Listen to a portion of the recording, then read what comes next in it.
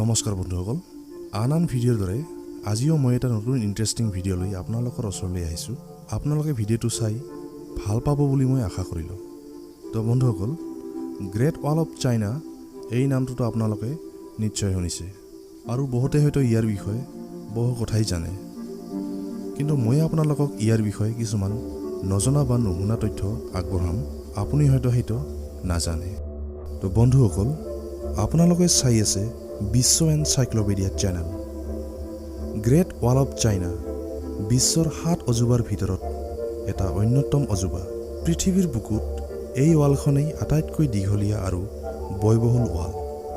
আপুনি দূৰবীণেৰে চায়ো ইমূৰৰ পৰা সিমূৰ চকুৰে মনিব নোৱাৰিব।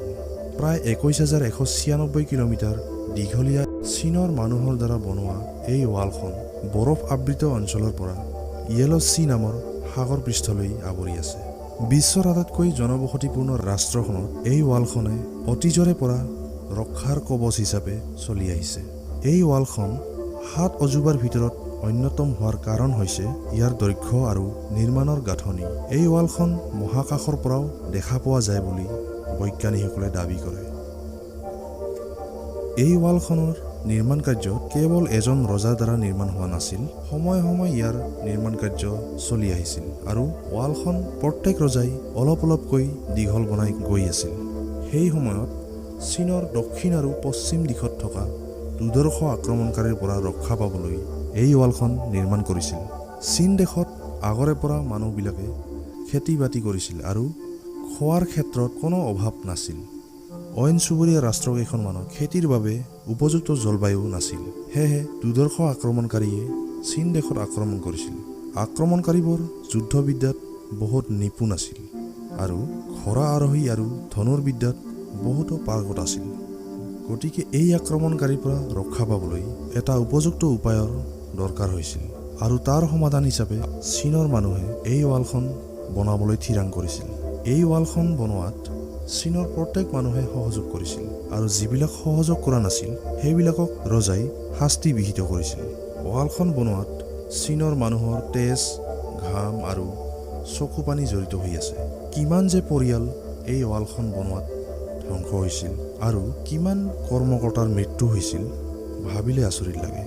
বহুতৰ মৃতদেহ এই ৱালখনৰ ভিতৰতে পুতি থোৱা হৈছিল। সেইকাৰণে ইয়াক বিশ্বৰ আটাইতকৈ ডাঙৰ কবৰস্থান বুলিও কোৱা হয় আৰু প্ৰায় 20 লক্ষাধিক মানুহে এই ৱালখন বনোৱাত সম্পূৰ্ণ জীৱন লগাই দিছিল আৰু তেতিয়াহে এই ৱালখন সম্পূৰ্ণ হৈ উঠিছিল।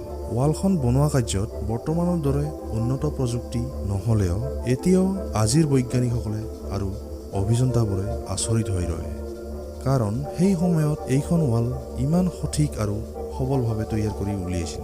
ৱালখন কেৱল শিল, বালি, মাটি আৰু ইটাৰে নিৰ্মিত আৰু তেতিয়াৰ সময়ত ইয়াৰ নিৰ্মাণ কাৰ্যত কোনো যন্ত্ৰ বা তেনে প্ৰযুক্তি নাছিল যে ইয়াক অতি সহজে নিৰ্মাণ কৰিব পৰা যাব। কেৱল মানুহ বা জীৱ জন্তুৰ দ্বাৰা নিৰ্মিত এই ৱালখনে আক্ৰমণকাৰীৰ পৰা যথেষ্ট আৰোগ্য পাইছিল। এই ৱালখনৰ পৰা কেৱল আক্ৰমণকাৰীৰ পৰা ৰক্ষা পোৱা নাছিল, ইয়াক অন্য বিভিন্ন কামত ব্যৱহাৰ কৰিছিল। এই ৱালখন ইমূৰৰ পৰা সিমূৰো যাবলৈ এটা ৰাস্তা হিচাপে ব্যৱহাৰ কৰা হৈছিল আৰু আক্ৰমণকাৰীক বহুতো সংকটতো পেলাইছিল, কাৰণ ৱালখন এনেকৈ নিৰ্মাণ কৰা হৈছিল যে ৱালখনত বিভিন্ন যুদ্ধ কৌশল সুবিধা আছিল আৰু যুদ্ধ সামগ্ৰীও ৰখা ঠাই আছিল।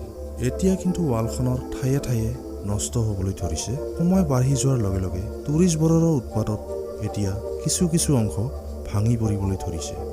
চীনৰ চৰকাৰে তাৰ মেৰামতিৰ কাম হাতত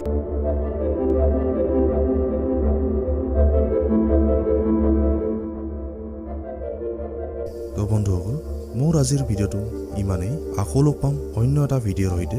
আশা কৰিছোঁ ভিডিঅ'টোত লাইক আৰু আপুনি চাই ভিডিঅ'টো কেনে পালে কমেণ্ট কৰি মোক জনাব। ধন্যবাদ।